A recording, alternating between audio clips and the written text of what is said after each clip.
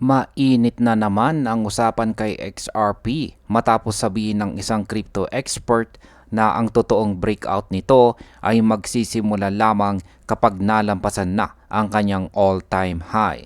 Ngayon, titignan po natin kung bakit ito mahalaga, ano ang mga sinyalis sa chart, at ano ang maaring mangyari kay XRP sa mga susunod na buwan.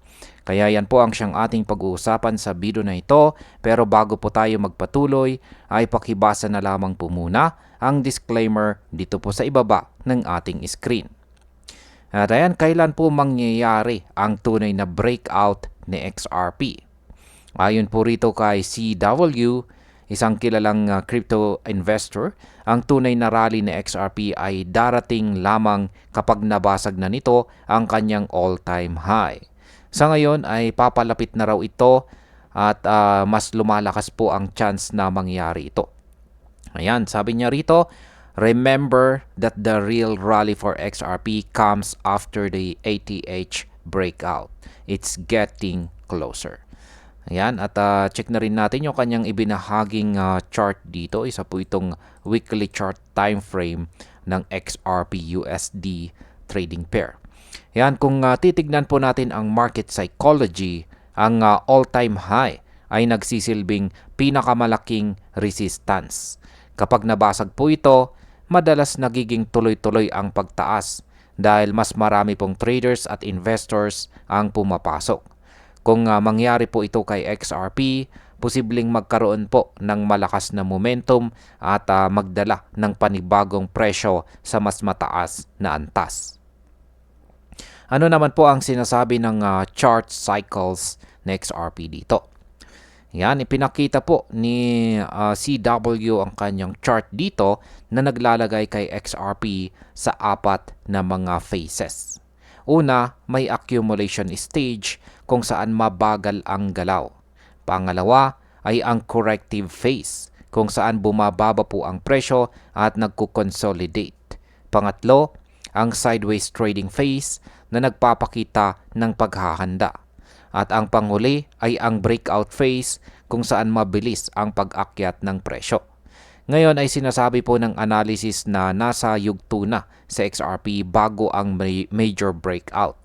Ang initial target ay ang kanyang all-time high na magiging confirmation or confirmation ng breakout. Kung nalampasan ito, may isa pang target gamit po ang Fibonacci extension level na 6.618 na naglalagay kay XRP sa posibleng presyo na $21.5. Kung susundan po natin ang history or ang kasaysayan, noong taong 2017 ay ganito rin ang naging galaw na XRP bago po siya sumabog pataas. Kung maulit muli ang pattern, malaki po ang posibilidad na makakita tayo ng panibagong bull run. Ngayon ay ano po ba ang kasalukuyang kondisyon ng XRP sa market? Ayan, sa oras po ng sa oras po na screenshot ang chart na ito, sa XRP ay naglalaro sa presyo na higit $3. Umakyat po siya ng higit 10% sa loob ng isang session. Kasabay nito ay tumaas din ang trading volume na karaniwang sinyales ng mas malaking galaw. Kapag pinagsama po ang volume at ang consolidation pattern, madalas itong sinyales na papalapit ang isang breakout.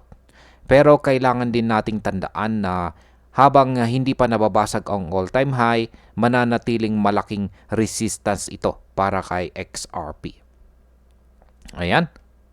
Bilang panghuli, ang opinion ko naman tungkol dito ay napakahalaga po ng all-time high breakout para kay XRP. Dahil dito po magmumula ang tunay na pag-akyat. Kapag nangyari po ito, hindi lang traders ang makikinabang kundi pati mga long-term investors na matagal na pong naghihintay. Ang posibleng target na $21.5 ay napakalayo mula sa kasalukuyang presyo at siguradong magdudulot ng malaking hype sa buong crypto market. Pero dapat pa rin po tayong maging maingat.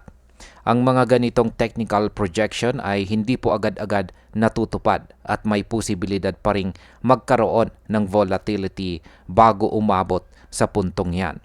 Kaya ang pinakamalaga po ay bantayan natin ang galaw ng presyo sa level ng kanyang all-time high. Kaya sa kabuuan, si XRP po ay nasa napaka-critical na yugto ng kanyang kwento. Kung malampasan po niya ang kanyang pinakamataas na presyo sa kasaysayan, dito magsisimula ang totoong breakout na matagal nang hinihintay ng kanyang mga holders. Ayan. At yan, hanggang dito na lamang po tayo sa video na ito mga ka-crypto. Marami pong salamat sa panunood. Ingat po tayo lagi at God bless po sa ating lahat.